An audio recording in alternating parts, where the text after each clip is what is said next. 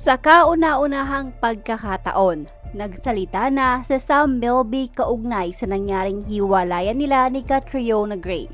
Sa interview ni MJ Felipe kay Sam Milby, binigyang linaw nito ang mga balitang di umano'y third party ang dahilan kung bakit napagpasyahan nila ni Catriona maghiwalay matapos nilang ma-engage. Dagdag pa ng aktor ay kahit naghiwalay na umano sila ng landas ni Catriona ay maayos naman umano ang kanilang paghihiwalay at nananatili pa din silang magkaibigan.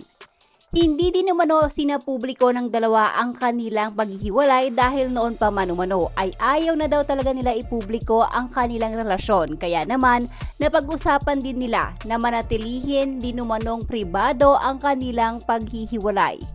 Inabin din ng aktor ang totoong estado ngayon nila ng singer na si Moira De La Torre.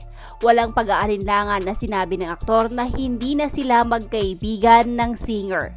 Hindi naman lingid sa ating kaalaman na malapit si Sam Milby at Moira De La Torre sa isa't isa, kaya naman nabigla ang publiko sa ginawang pag-unfollow ni Sam sa singer. Matapos nito ay in-unfollow din ni Moira ang lahat sa kanyang social media.